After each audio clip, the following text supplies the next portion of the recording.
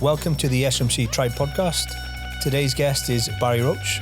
Barry has had a crazy journey in business, many ups and downs, a highly successful businessman, and has been a key figure for myself and Dunks in a mentoring capacity since inception. You're going to enjoy this story. Well, Barry, thanks for agreeing to do the podcast. Obviously, we've recently done their origin story with Sharif, and I suppose this is the origin story. Probably a good way of starting this off is I suppose if you explain how we first sort of met each other, and if you don't mind. Yeah. Well, this is about 12 years in the making, this, isn't it? Well, we were talking about doing a podcast for a while, 13, but nearly, yeah, 12 years ago we met. That was part of the maritime security sector as it's such, and that really came from about then when you had Marsec and we were running PVI. But 12 years ago now, seems like a long time ago. It's a pretty interesting start. I think you're not at a meeting in a bar somewhere. Is that how it was? Yeah, the first thing, a lot of good things we keeps a common theme reoccurrence. Well, I don't know if you remember, we met in a bar in London. Kind of it was like a black tie do, I think, and you give me your card and said what we were doing as a company, Marsec. We were probably about 5 months in, both myself and the original business partner. Both kind of clueless, really, thinking we were probably Alan Sugar, but not really knowing what we were doing. And you said, we needed a let's have a meet. But I'd obviously worked for your company before as an operator on the water. And I'm sure somebody described you as a guy who used to run John Lewis or something like that when I was on the water. Who the guy was when they went in one of the bar in the Lucky Tuna in Sri Lanka. So I never realised... you were an ex-Marine, obviously, kind of when we first met. I told you that before. There were some crazy stories that were going about the origin of that business, though, in fairness. Yeah, that's how we first met. And then we eventually had maybe it's not as astute a networking then as I perhaps I am now. And we had a meeting in at your office and did a PowerPoint presentation, which would be nice if we still had it now to look how comical it would be. That's how we kind of first met. And sort of a bit of a drag is den moment, I suppose. You only needed a training business, but it'd probably be worth going through the build up to that. So start from not the very beginning. Back in the day. Yeah. So I know, obviously I'd served in the Royal Marines a long time ago, only 30 years ago now, but my background was I'm from a kind of small town in Hertfordshire, Council House Estate. Paced myself on the educational front growing up as well, trotted out story, but I left school at 15, no formal qualifications. Didn't really know what I wanted to do. Kind of went into ended up doing a bit of a job in a printing place, but knew I didn't want to do that. And was slowly getting myself in more and more kind of shenanigans at weekends. And it was my dad took me to one side and said, you might want to go and swim in a slightly bigger pond, son. So I took that my current line of progress was not particularly good. Never thought about joining the military at all. My brother was in the Navy. My dad had served in the Grenadier Guards and been in the Merchant Navy when he was a young man. But I just walked into a careers office and I was pretty certain that fighter pilot was out of the question. Didn't want to do the Navy or the Army for that matter. But the Corps was this thing that seemed basically don't bother, you won't get in. And there was a brilliant colour sergeant sat there who saw me kind of walking around a bit sheepishly. And I said, I'd like to fill a form in to join the Marines. And he just went, I'm not wasting a form on you. And that was probably well placed. I was a bit of a skinny, wheezy, asthmatic kid as not definitely the material he was looking for. Took me out the back, pull up bar, do as many as you can do. I did as many as I could do, which wasn't many. And he said, you got a lot of work to do. Go away, do this, that and the other. And that was the start of it. I was hooked. Went down, did my potential recruits course. That was the hardest thing I'd ever done. I met two mates on there who we all ended up in training together, Radford, Riley and Roche. Shout out to the lads. And then went through training, which was horrendously hard. But at the end of the day, got through it and then spent about 8 years in the Corps. Thoroughly enjoyed it. It was fantastic. I always refer to it as more of a kind of stag do than a career. But it was a great time. And I was more of an observer of it. I was around I knew some amazing people. It was the first time of being in what you could call an elite performance culture. And I saw leadership in different ways. I wasn't really part of it. I left as a GD Marine, which for the Marines listening, no, it's some accomplishment you've got. Well, you kind of left just before it becomes a career, I think, before you get to that sort of sergeant's mess point. All three of us did about the same time. Yeah. And got out. The game changer was for me when then girlfriend, now wife of God knows how many years now, got pregnant. And I knew I'd had really good parents. I had no excuses. So that was a turning point for me to leave, without any real clear plan of what I was going to do. But I decided through a couple of conversations with mates that I'd have a go at business, and I set up basically what was a support services floor cleaning business at the back of a car, basically. Was that something you did almost immediately when you first left? Or, yeah, a young family. I didn't know what to do, and my missus had a really good job. She was far more commercially astute than me, but I knew. Although I didn't do particularly well at school, and there's probably some neurodiversity acronym for it in some way, I could assimilate knowledge really quickly. So I was a big reader once I decided, and I was saying necessity is probably the best educator.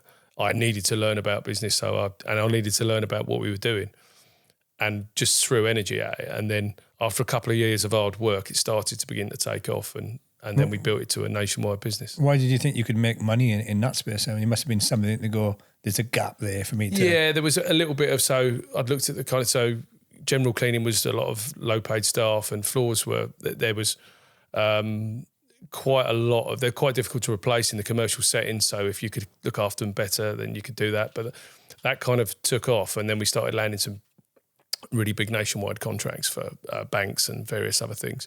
We did a lot of work at St Pancras during the refurbishment. And then I was approached in 2008, which if anyone remembers, the economy was not booming, but I was approached by a big private equity backed business to sell that business. And that's when I did that deal and then went into the corporate world, which was another education. I was thinking, all right, I'm going to get found out now. Everyone's got good degrees and MBAs, but building a small business was a good education in and of itself. How many years was that? Took from about 8-9 years of running that business and building it. So it wasn't so.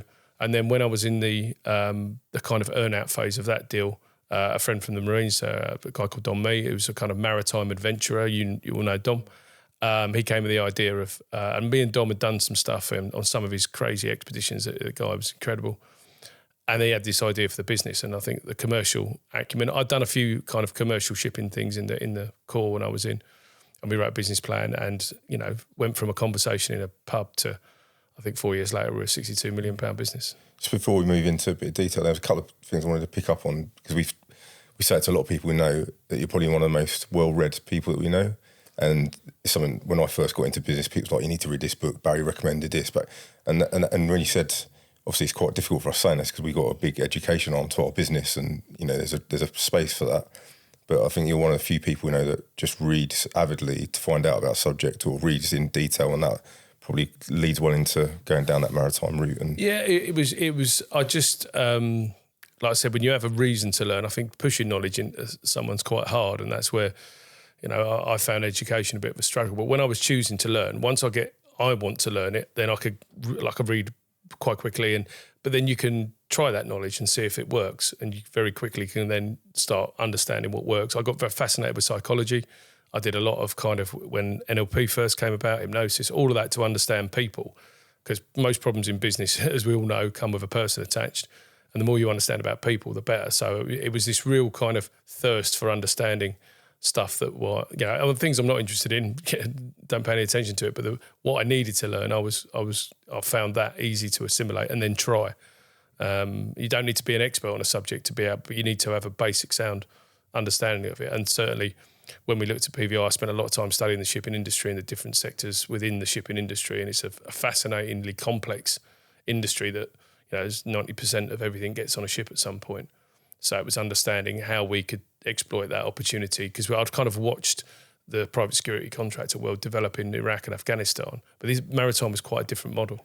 Was there many companies that are sort of cropping up at the same time? Yeah, PVI were pretty early to the party. Yeah, there were some quite well established companies, but we kind of originally it was to do with patrol boats and using them, and then the market just kind of exploded, and it was really. What was the big difference then with PVI? I think PVI successful so quickly as it was. I think that we had a good commercial model. Dom had done a cracking job on the maritime side of setting it up. People like Adrian Mybrew and stuff like that were amazing in the early days of getting it all set up. And then we scaled, and we kind of got in tune with the marketplace quite well. Obviously, we could the brand of the Royal Marines has been protecting ships since 1664. That was a good selling point. But it was really understanding shipping and then trying to make it a good place for everyone to work for. On the sort of maritime or piracy, for people who are listening, don't understand that sort of, because it's quite a long time ago now. Yeah, no, it's, yeah. We only realised this recently on a course. You know, a lot of people, what they think it was is quite different to, you know, a lot of people don't actually know how companies operated, well, you know, where it was. What the problem was, I think. You just want to give an idea of how it kind of worked, which countries Yeah, I mean, in. it evolved really quickly because of the threat. Basically, there was, I think at one point there was like 750 sailors being held off the coast of Somalia on numerous different ships, and it was just evolving. And obviously, when you add firearms and into a situation, there's regulation, there's all sorts of different things that had to be. So it was quite multifaceted, but it was a lot to do with the logistics of being able to make sure you have people and stuff in the right places. That was really hard. And then understanding the client as well. And the difference between like a container liner or a tanker liner, the only thing they've got in common is that their assets flow. They're very different businesses. So I think we had a culmination of quite a lot of things that all kind of came together, which was just a incredible time to be part of it. We were involved in the regulation of it, building of some of the ISOs that came out to do with it. But it was almost as if once it got to the right size and the industry was matured, then the threat diminished greatly. And it was really when we looked then about what's going to be the next threat and kind of Arab Spring happened while we were operating in the region, which is quite challenging when you've got a armed security business and there's a lot of civil unrest and stuff. So we kind of came back and looked at that. We'd created a good board of directors, and we wanted to. It seemed that it was difficult to guarantee physical security without information security. So that was where that kind of in the kind of 2013, 2014 time when cyber was becoming more of a problem, we employed a number of senior people out of the British intelligence community and built an intelligence business, a cyber business, and a kind of training business. And obviously, you guys were part of that journey in the maritime side of the training. And we moved more towards that. Some amazing people that came into the business at that time. We were a bit too early. Something that I do with my consulting now, I would say like about 40%, depending on which study you look at, of business success is timing. Yeah. And the rest is kind of people and plan. Well, I suppose the timing, obviously not the timing of PVI, obviously. Yeah, we were, we hit that market bang on. Cyber business, we were probably 5 years too early. And a lot of companies were, and then you have to then keep adjusting the model and then until it works. And, that business is flourishing today. But yeah, it was a lot of, hindsight's a great educator, but looking back, we made some good decisions, certainly made some bad ones, and there was a lot of learning. But it was an incredible, when you were like, I think at PVI, we were in the Sunday Times Fast Track 100 top 3, I think twice or something. It was incredible. I mean, not that we had much time to pay attention to that, but I mean that time of massive growth in the business, and I mean where it expanded and taking in all these intelligence companies and all that was going on. Looking reflectively now, what would you do differently then? If you're saying the timing we're 5 years too soon on the side? I think probably mitigating the risk a little bit better. Yeah. Probably not going in as everyone went in deep. It wasn't just us. A lot of big defence primes, big four accountancy firms were all pushing to get into that. But sometimes maybe in hindsight now, I'd always advise go in a little bit, test and test it small before it gets too difficult to do that. But we also had a marketplace that was de-escalating really quickly. So it was a kind of bit of a perfect storm. But yeah, no, definitely a little bit more, a little bit more planning, a little bit more cautious and perhaps in those days. Also hard to do it, sort of small, like the sort of cyber intelligence space. It sort of moves at a speed. It's so ridiculous. The continual capital investment in that space to be a player is huge. You almost have to move quick, otherwise you're nothing. You can say you should have done it slow and everything else. Constant evolution. That space. No. I mean, I think the thing is, it was interesting. I got to observe leadership in my early time in the Corps, not really be part of it.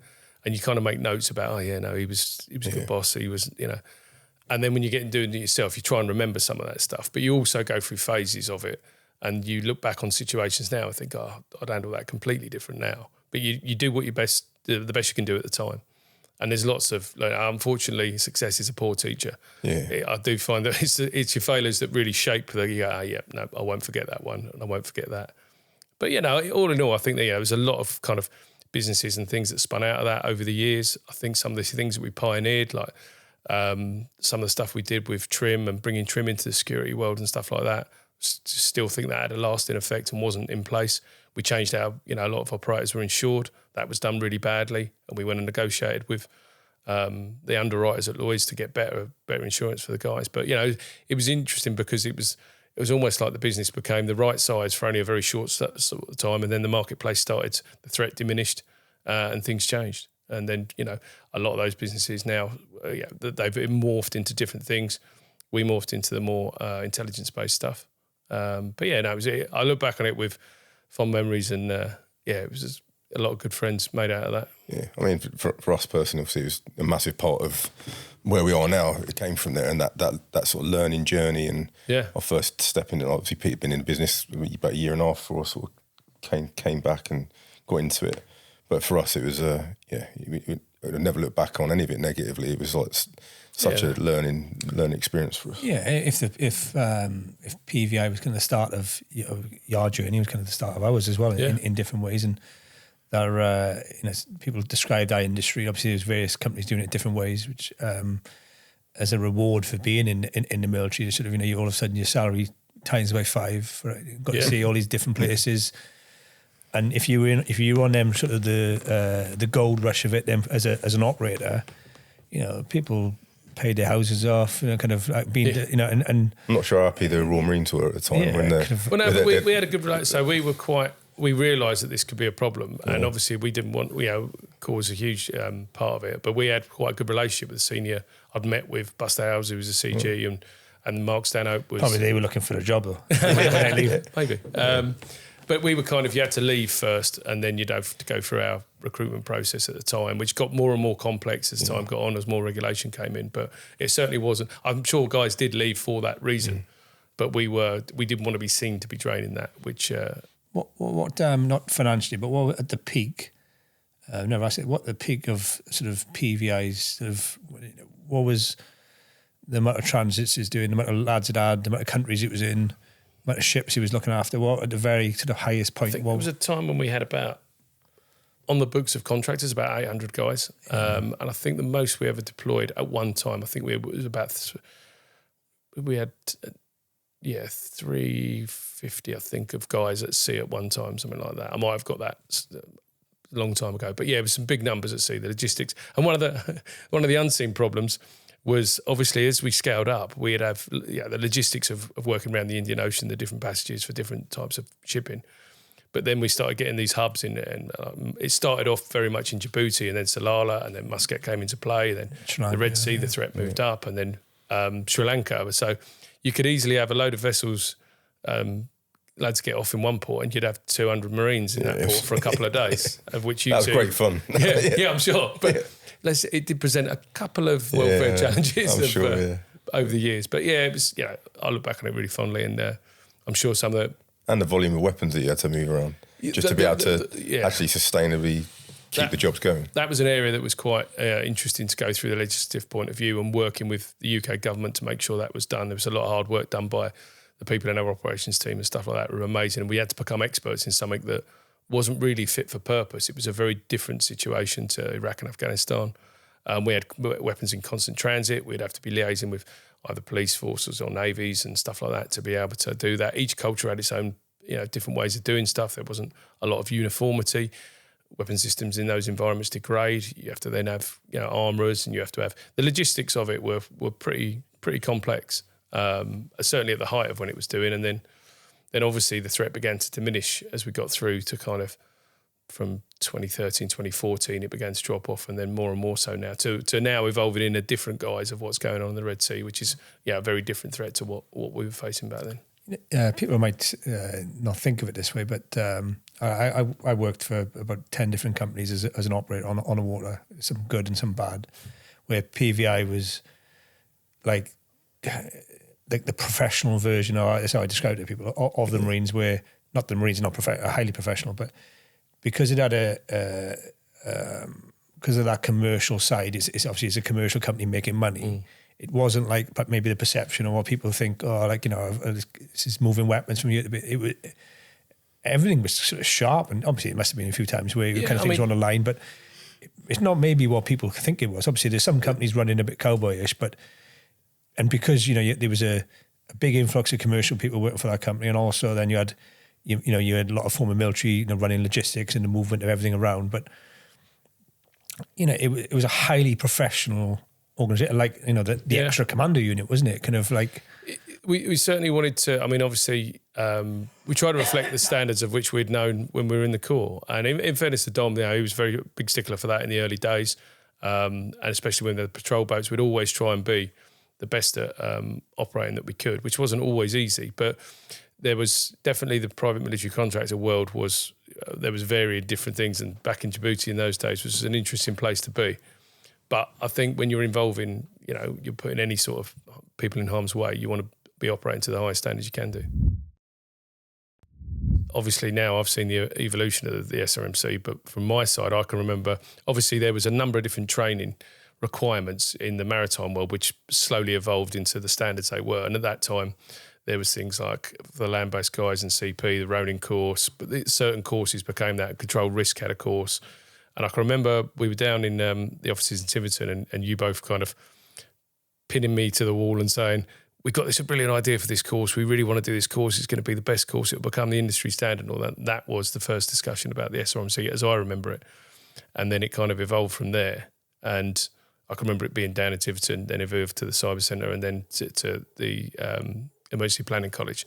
But the evolution of it didn't, your vision for it didn't really change. And the vision of the alumni group didn't really change. That was all part of it some 12 years ago. Yeah, I think the biggest element of it, when we look back at the vision of it, was like, how can we do this better? Now can we do it differently to what was already out there? And we knew, nothing wrong with talking about control risk because they had the best program at the time. Yeah. But they went with, just one SF bloke teaching every day, which, he's probably a great instructor. I hadn't done the course, so I can't really comment on it, but people spoke really highly of it. We're like, well, what can we do better? Let's go out and go after real SMEs in their subjects to deliver each of these sessions. And what we had with the access to the talent pool that, PGI had at the time, which... without naming names, you're saying a few in the intelligence services and all that before, like some real top players, to have access to that as a, looking at it as a start-up bit of business, really, you just wouldn't get that. You wouldn't be able to afford them if we were just an independent. Like, we wouldn't be here now without that element of support that we had through PGI and growing that part of the business then. Yeah, no, but I think it was very much as people probably don't realise that part of it, but the main development of it really happened when you guys we were moving more towards the cyber intelligence and you guys went off and created Frontier. But it has always been that, bringing in those SMEs that I think makes a difference. And everyone's got different opinions about how the military and blue light services and other people resettle their people after that service and go into that, which I still think there's a lot of improvement that can do the quality of people coming out. Don't always get the quality of advice. And as an observer and employer of lots of different backgrounds, I do think that sometimes that they need that alumni network of people that have come out and gone, actually, I did this and that worked, or not sure about that and that type of thing. But the SRMC has become that kind of industry standard for a lot of areas of security now. And what's the alumni got now? Just shy of 2,000. 2,000. We're over that now. It's a big network. With the online learners as well, we will pass that. But about 2,000 face-to-face, which is insane, really, when we look back at the early days and bringing friends in, 5-6 people on a program. 6 on the first one. Yeah. It's mad. But we, this was the big influence, and it's obviously people remember things differently, that you had on the course, that has shaped it ever since, is your thoughts were, you need to make people business people. Yeah. Before anything, and the course is so business focused, where that's kind of the light bulb moment for most people on the course, I think. Yeah, I think for one, I can remember in some of the early times when I speak on it about, don't be a security consultant, be a consultant, and make sure that you understand the business of which you're then going into a consultant. And I think that's evolved in the course as well. Yeah, I mean, Pete does that session more than me, but he always brings you up as an example of how you went in and went, look, I'm not just going to be a security company, I want to understand shipping companies, shipping and maritime as well as they do, and I'm just doing security. Yeah. And that was a differentiator between you and some other organisations. I think that's quite a good point to put across to people listening. It was coming across as a maritime company providing security, not a security company in maritime. And that might not have been remembered exactly, but we certainly spoke the language. That was the ambition. If you go back to the average captain of a tanker is a fairly responsible guy. He's got a floating environmental disaster at his hands, and he's normally seafarers have seen a bit as well. So just being familiar with the terminology and having served on ship gave us a good advantage. obviously we all remember these things differently, but one of the biggest influences I think you had on the SRMC course is, you need to make a product or a program that people understand business is the first thing before anything else. And, the course is very much business focused, and people kind of, really is a business risk course. We couldn't sell it that way because we wouldn't have the same audience, but people, once they've done it, it's a sort of light bulb moment of going, even how I describe it on the phone to people, you need to be a business person that understands security, a security guy trying to understand business. And that was your influence, really, going, this is how you need to shape this and make something completely different. You're going to either train up people advising companies or already embedded in a company. Where they're really going to add value is understanding all the threats, risks and vulnerabilities to an organization, and not just the security ones. There's enough people doing that already. And but that was your sort of guidance, really, of... Well, I think it's understanding, if you're going in to offer a kind of, you're an SME in any area, the more you understand out of the business, the more you can enhance that area, specialisation you've got, like being a security consultant and stuff like that. But understanding the business model, understanding that and being able to assess that, I think makes you much, much better at that. And it gives that, and it's a great way of building rapport. If you come in and you've studied their business, their model, you're using their terminology, you understand the sector and all those key things, I think that makes a big difference. And, I've found that I've kind of had businesses in a number of different sectors, and there's kind of a lot of similarity, especially most of my business, or all of my business has been service businesses, and it doesn't matter whether you've got, whatever that service is, understanding how to utilise it, understanding the market is really, really key. And, generally go and give your clients a bloody good listening to, and they'll tell you and you'll understand them. And then that way you'll be able to, in what your specialism is, you can give that to them better. They feel more comfortable with you because you've spent the time understanding that. And so certainly in general consulting, I'll see consultants go into businesses where they haven't spent the time understanding the sectors, the challenges, where the market's going, what's going to affect them and stuff. And they'll barrel straight into a kind of cookie cutter approach without really understanding what the client's going through. And I think that comes across more, I think, in the SRMC course than it does in a lot of security focused courses, or even in resettlement training. I see a lot of people being advised on what they should do when actually, I don't know what it's like to be a senior leader in the military because I wasn't, but as a business person, business people are generally more prepared to take risks than people realise. I know certainly in my early days of business, some financial risks I took make me kind of slightly concerned nowadays. But so if you've got that appetite for risk where it can, ultimately there was times where I'd had everything on the line, and it was all down to me. And when you put your family's house on the line and all that type of stuff, they're risks that often people aren't. The risks that you are asked to be taking in the military are serious risks and everything, but it's not the same as the commercial risk you might take. So it's understanding how those two risks kind of go hand in hand to make sure that you can give them that advice. And I think having the diversity of people you have on the SRMC course allows people to do that a little bit better. And like I said, when we do the commercial stuff at the end, it's always, that's the language that you're speaking up until that point. You're kind of educating them in what your operational abilities are, but translating it and being able to map that across into the commercial terms of the business, I think helps you resonate a lot more. Is that something you focused on a lot when you first got into business, or is that something you just learned? You learned, obviously, you've been doing it a number of years now. Yeah, what you think? Everyone starts a business with a technical capability. Yeah. A great book by Michael Kerber, The E-Myth, about everyone's an entrepreneur. Very few people are entrepreneurs. I'm not. I built a couple of businesses, some good, some bad. But what happens is you have a technical ability, and you use that technical ability, and then once you start developing the business, you have to then move away from that technical ability, which is what you started it with. You have to learn about, finance, cash flow, HR, all these other things. You end up running a business. And I learned pretty early on, you've got to be able to do that, and then you've got to be able to sell that technical skill. If you can't sell it and develop clients, you're not going to need the technical skill. People don't like hearing this, especially finance people, but everyone in a business is waiting until someone sells something. Yeah. So if you don't understand the client, and my first sales technique was pretty much go in, ask the client exactly what they wanted, ask them loads of good questions about, tell me exactly what it is you need, what do you want, all that. And then when they said, what is it you do? You repeat back to them what you've just said. Yeah. It sounds that everyone would see that, but it's not too far off that to this day. The more you understand, a lot of people go into a business situation and just start pitching what they can do, as opposed to you only want to pitch once you know what the client's really after and understood as much as possible, then you can then start trying to tailor your solution into them. But that's something I think we've picked up massively from our time at PGI, and whether that was led by you or others within the business, was actually we go out there and we've been told a number of times that you lot sound like you understand our business better than we do. Yeah. Because we've gone out and we've studied and looked at everything they're doing, and I think that where a lot of people sometimes go wrong, especially stepping into the consultancy world, is that they don't go out there just going, here's a service, this is our offering, without fully understanding the problems and their needs, and that's a massive. They buy them. Well, they want to know what you're trying to sell them. What you want to sell them is not. I think if you've understood them well enough, you'll know the conversation will either move towards, well, I don't think we're actually right for you, or that'll be it. But I think that that understanding of what the client needs is a really important one, and not always as obvious to people as you think. It is just making sure you're approaching the right clients who have the right needs.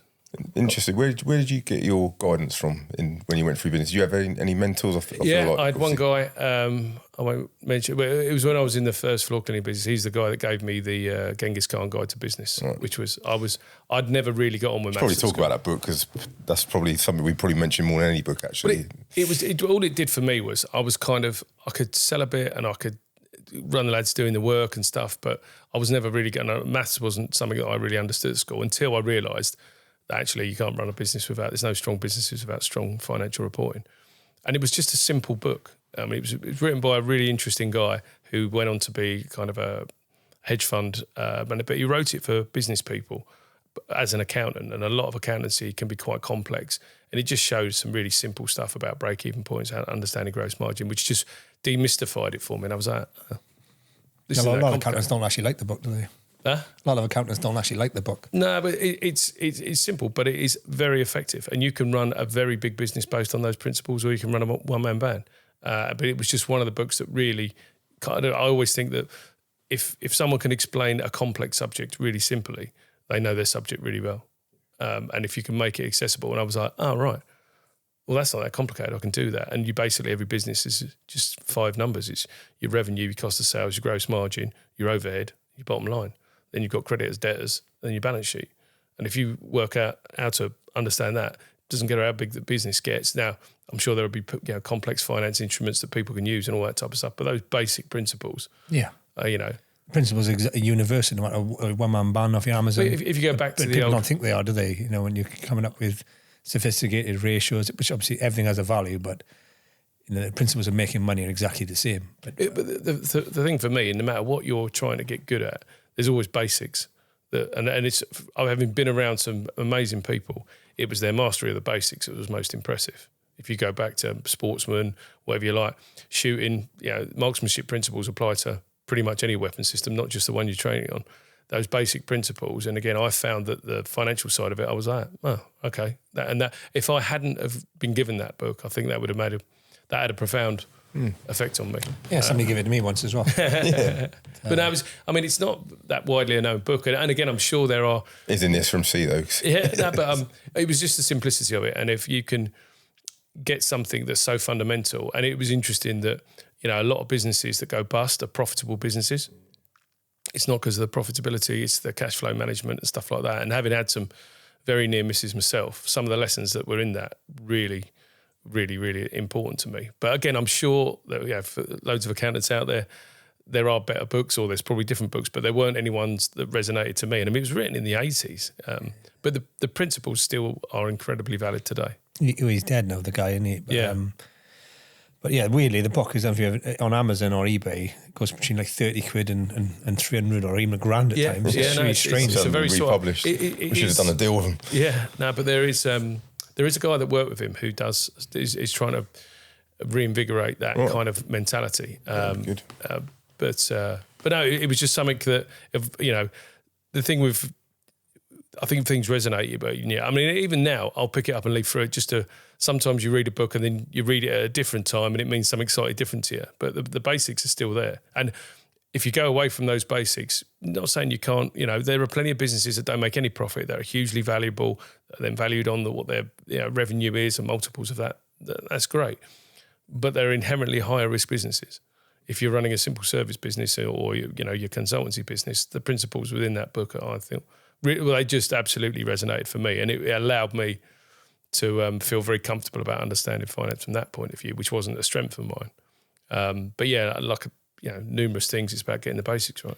I always describe that area to people on course. Obviously, I teach a strong word to use, but a couple of hour session on sort of finance. Talk about it. Call it numerical fluency to make it sound more clever than what I'm doing, where I'm using kind of principles from the book and my sort of lessons learned of wherever they are. But for a lot of people, I'd say that's like their sort of biggest weakness in the room, perhaps. It's probably the first time they've ever touched on any of that as well, for the majority of the room. And, with that understanding of numbers, where you can get, as you said, you can get your head around a few arguably simple concepts. You kind of like, you got it. And if you don't, in a business of, it will stand out, just like calling a weapon system a wrong name. Yeah. People will realise going, he's got that kind of wrong, or that book kind of game changer for me and for lots of people. I think it's the simplicity of, and then showing kind of how you could be profitable if you don't manage your cash correctly. You get yourself in trouble.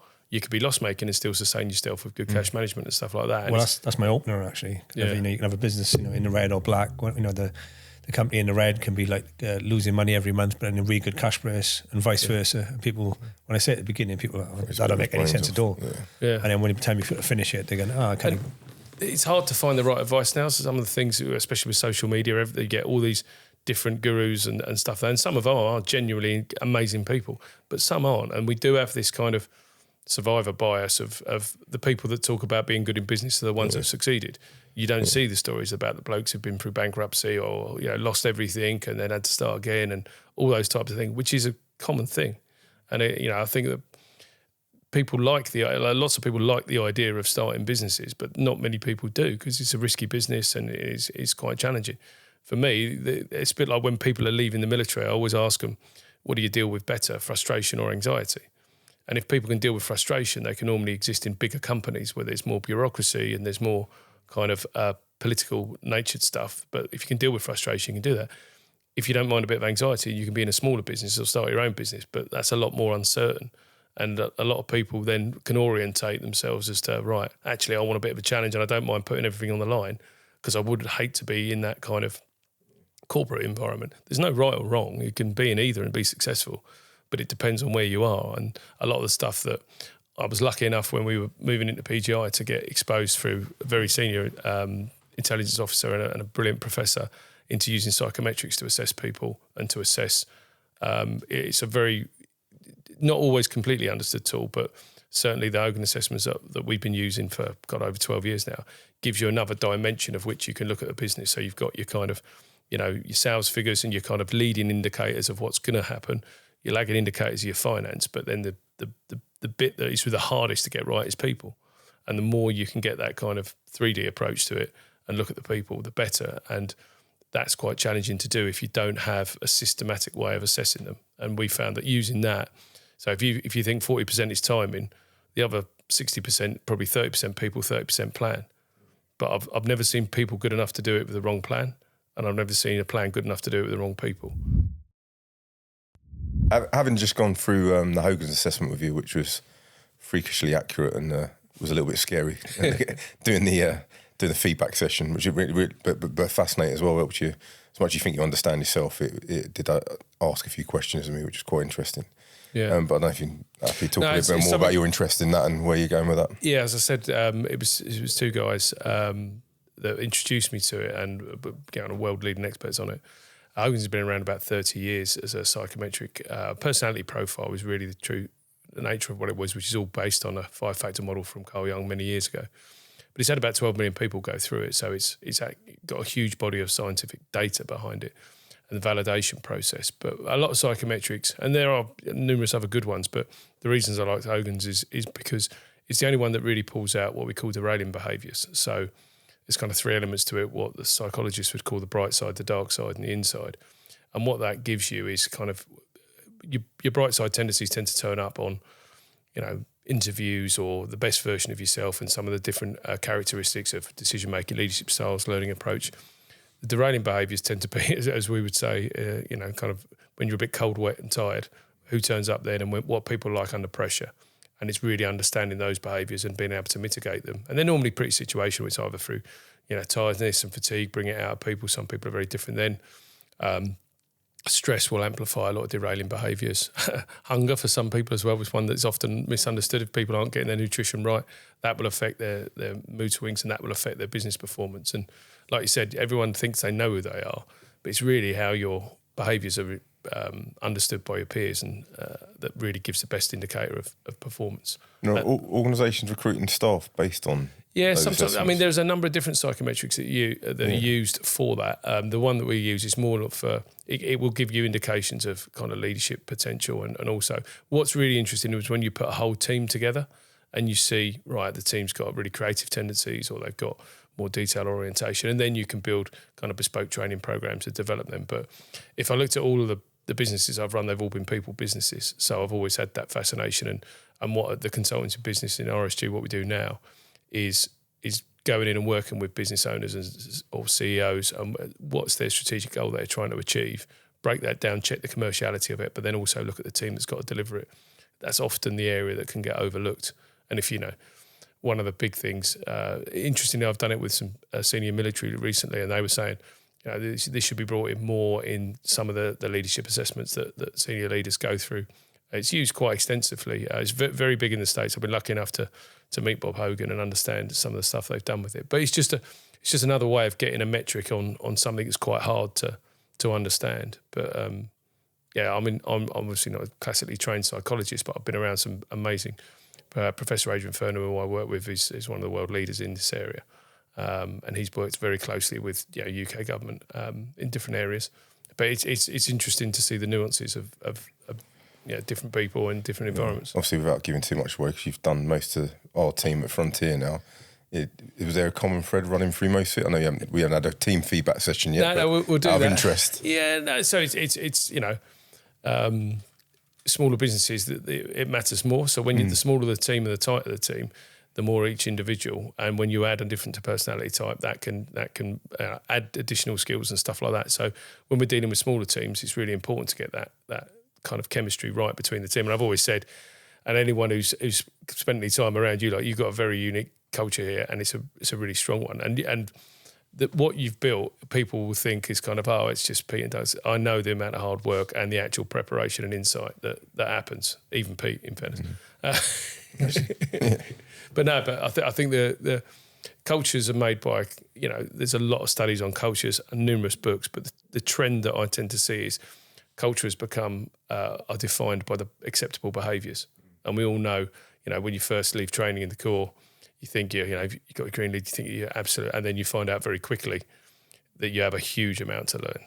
And that's a whole nother process of getting that. And there's a load of cultural norms that you then have to adopt that kind of stay with you for the rest of your life in some ways. And, you get into businesses and they want cultural change. If the behaviours aren't supporting that, then it's really difficult to do. So massively difficult to change a culture within an organisation, I would imagine.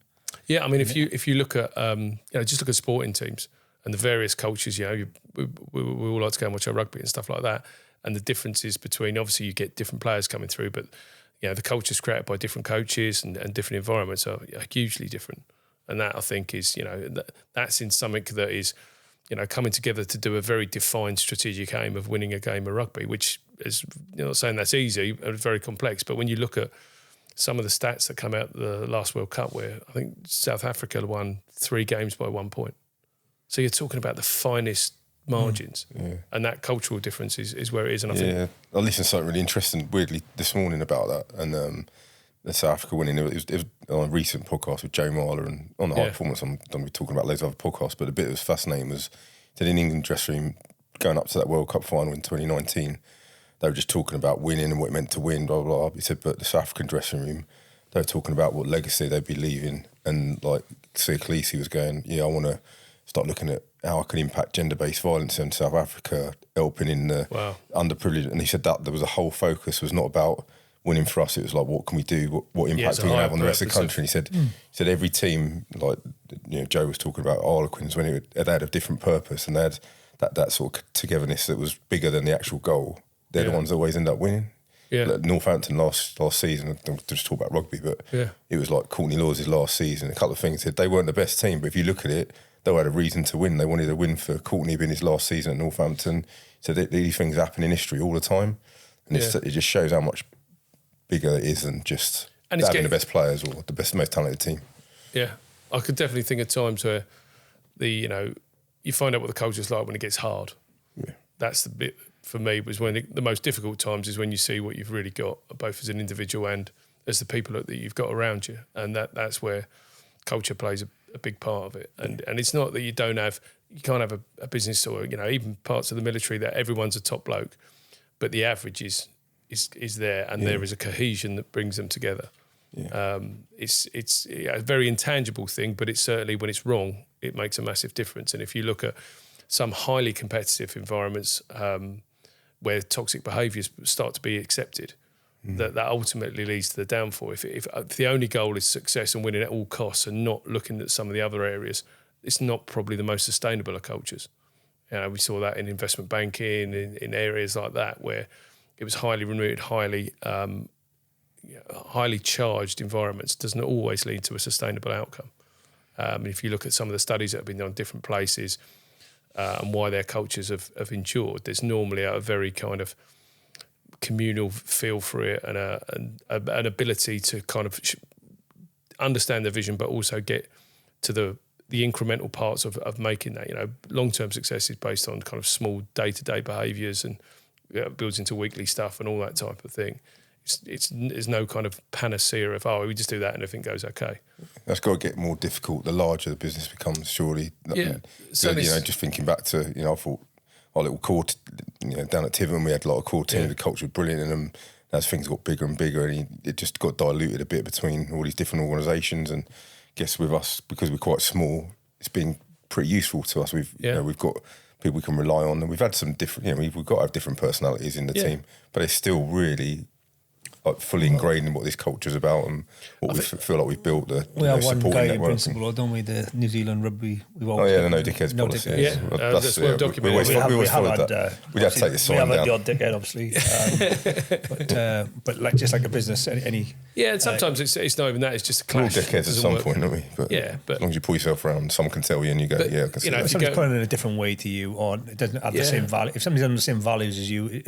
As the business owners then, or the people running the business, there's got to be an alignment. It's not going to work really. You need that. We've all suffered from making them. You just if you don't trust the people you work with. Yeah, and it's often hard when you don't know what someone's going to be like until there's that pressure or difficulty, and then you start to see those different traits come out. But no, I think that study of All Blacks. Daniel Coyle's book, Culture Code, is a brilliant insight into going and looking at different cultures and what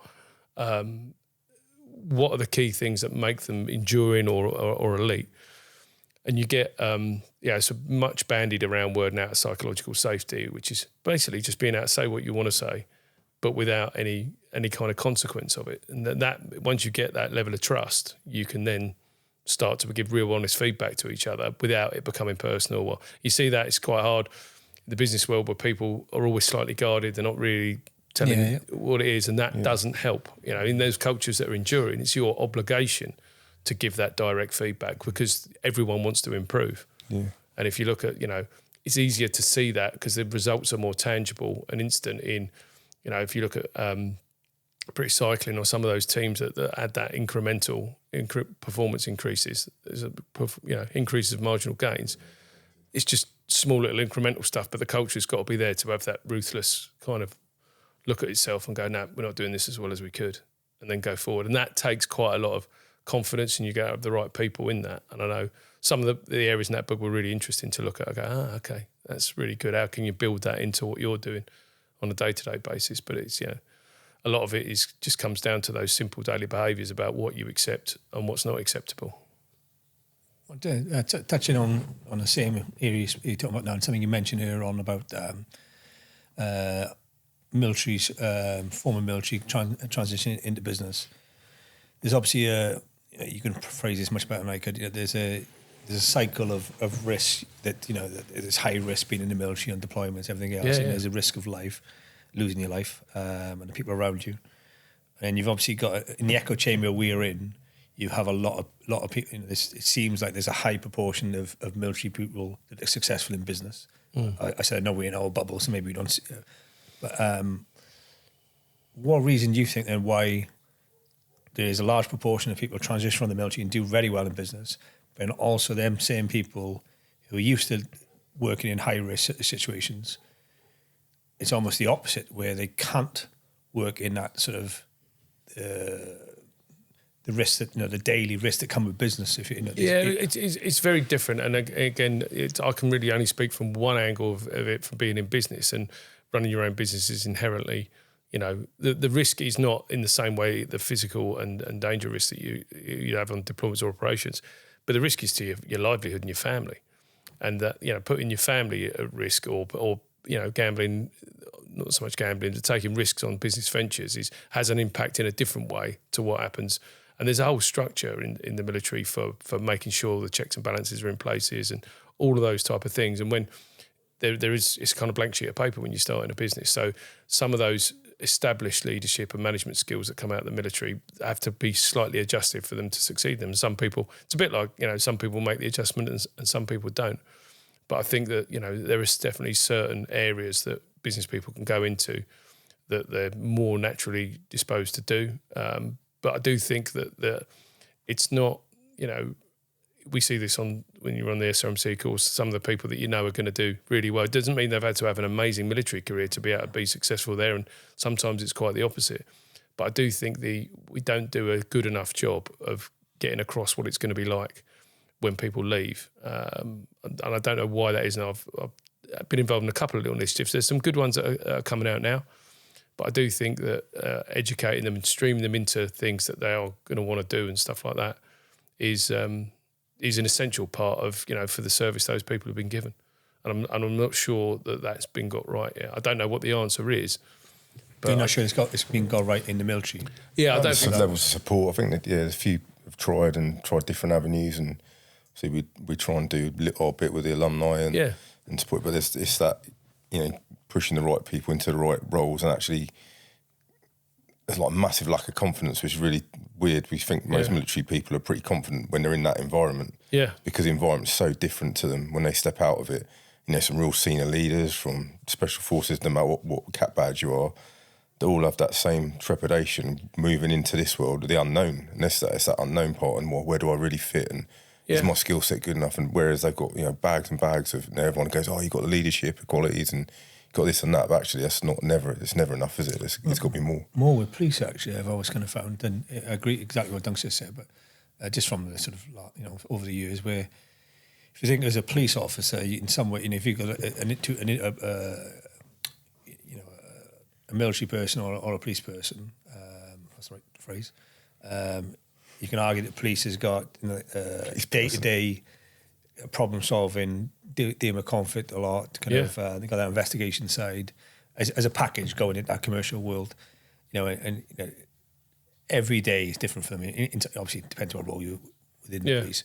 And they're kind of almost in charge of society as well. There's a prestige with that job, where it seems to us from over the year, where a lot of them, that's a highly still is a highly regarded position in society, where when they are almost, their lack of confidence for a lot of them is even worse, where that sort of, maybe it's because it's a bigger jump perhaps than somebody from the military, where going into that complete unknown world, just what we noticed over the years, where they seem to lack more confidence. That'd probably be different if we're in a room just full of police officers. Yeah. They're in a room full of generally a lot of ex-service people and splattering of them. So they're usually in the minority, aren't they? In that room, that probably makes them step back a bit and go, oh. What I mean, arguably, is to an employer, it's a better package of police. Somebody going into a commercial security sort of risk space, with them skills that they should have.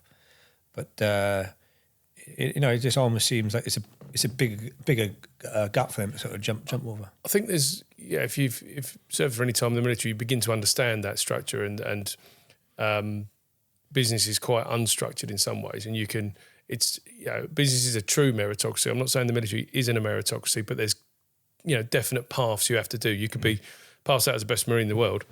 You're not going to be CO of a unit in 4 or 5 years' time, but you could grow a business that quickly and have to make all of that adjustment. So you can often find that there is an unstructured way of doing it, and depending on how well you adapt into that is going to be a mark of how successful you could be or how challenging you'll find that. And often people are coming out after knowing what they've been doing in the military for a long time, especially if they've served a long time, to going into an unknown structure. And I think that can be quite challenging. And there's definitely ways that you can prepare for that. But I just don't think that some of the ways that I still see people are being prepared for it might not be the best way to utilise that. I haven't got an answer for it, but it's just an observation that I've made over the years, and certainly employed a lot of senior people that have come out. I mean, I was really lucky. Our chairman, Sir Tim McClellan, amazing career in the Navy, submariner, absolutely outstanding guy, and Lord Boyce, who became head of our advisory board. Yeah, he was the Chief of Defence Staff. I was a GD Marine. There's the entire rank structure of the British military. There's a few ranks in between. I mean, but we got on really well, but we weren't talking in a military context. We were talking about business and stuff like that. So I think you are a party as well from the things you were doing. Well, business is a good leveler. That's the other one we use all the time. What's the vice president called? The current vice president? The current American vice president. Vance. Vance. So he was a corporal in the American Marines, wasn't he? Oh, was he? And I didn't realise that. now he's in charge of generals. Kind of. Which is, not quite where I was, but no, I just think it's different. I've spent the majority of my career in business. I spent a formative period in the military, which was massively. But I've learned as much about. I never really was a leader in the military. Like I said, I was an observer of it. But you have to become a leader if you're running a business, and sometimes that was good, and sometimes it wasn't. But I felt that the skills there are comparisons, but they're also too different. And I think that the sense of purpose in the military is clearly defined with what you're going to go and do, and they produce some of the best leaders out there. But the mapping that across, I don't think is as well prepared as it could be for a lot of people. I guess we could talk all day on loads of these subjects, and to sort of bring this into a bit of a close. But we brought up the term about you observe of leaders quite a lot.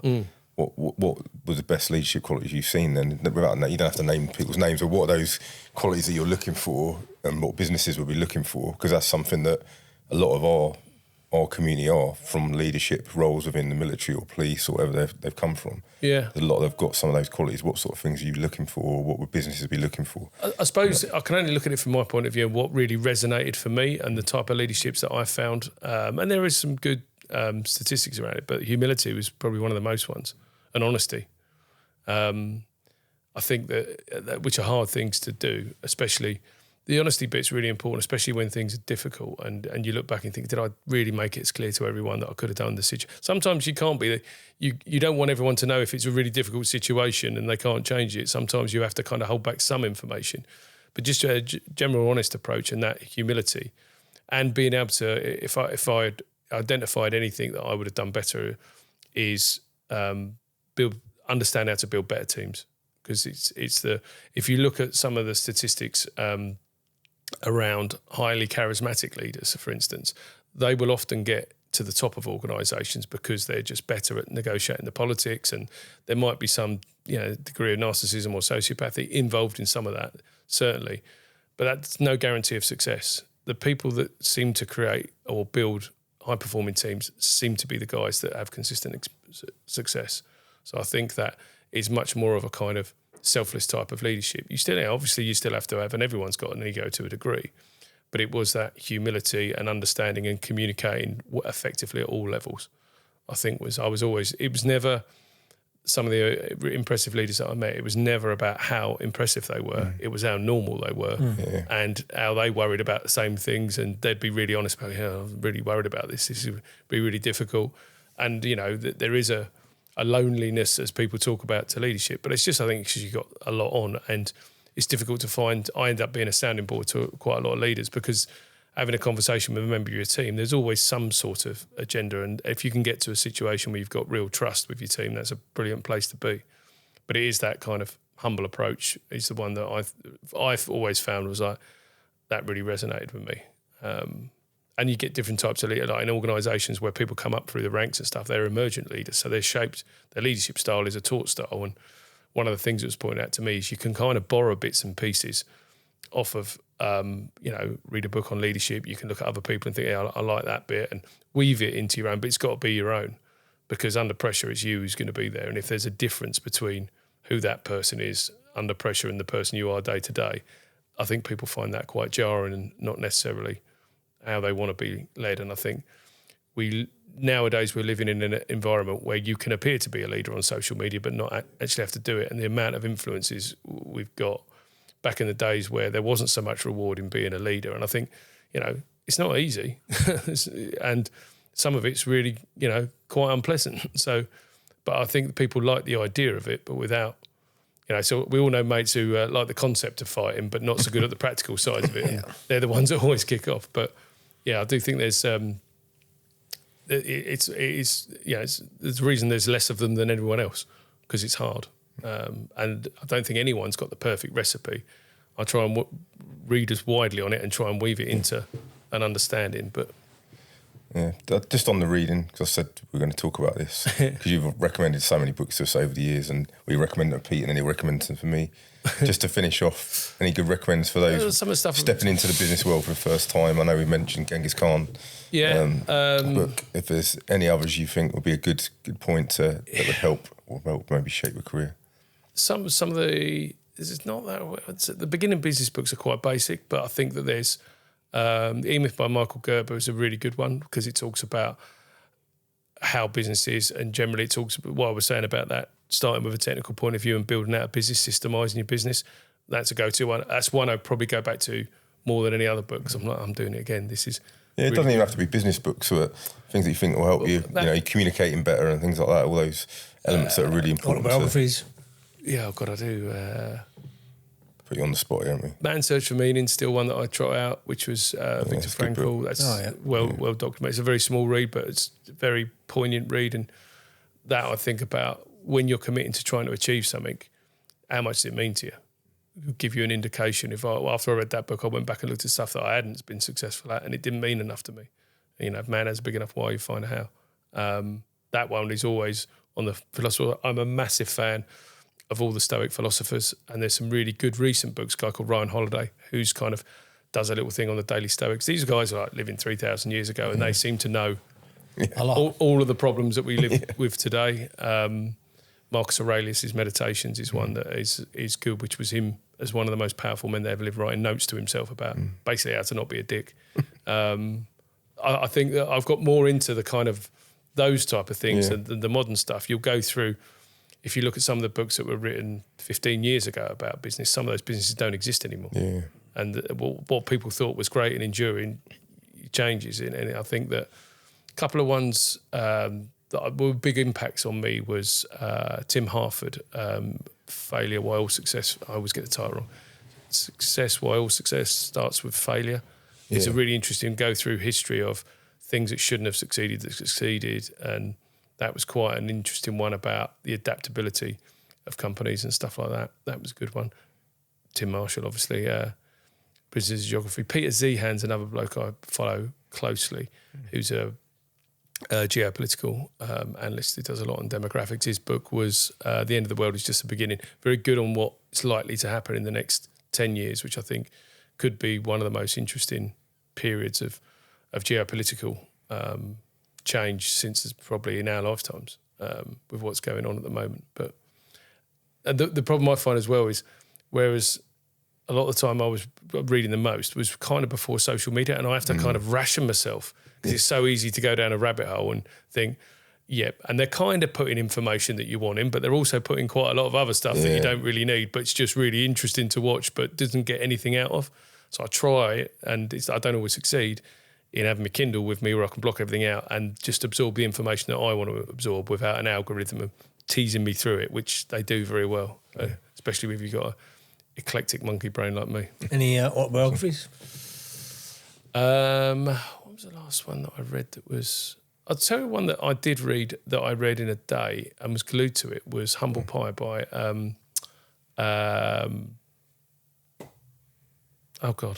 mental block. Humble Pie, Gordon Ramsay. Oh, okay. Really interesting book. Everyone thinks they know him. Everyone thinks I'd advise them to read that. Interesting character. Isn't he? That was his early life was an absolute model of dedication and incredible hard work. And that was a really interesting one. Well, the big one I got from him is whenever you go in a restaurant and there's loads of choice, it's just like. No, but what he did in his early career was quite impressive, and what he put himself through to get to the standards he got to. Oh, he's a highly driven. Yeah.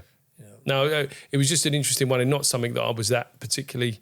Sometimes you can read an autobiography from someone, and it's not something you're necessarily interested His son's a Marine, isn't he?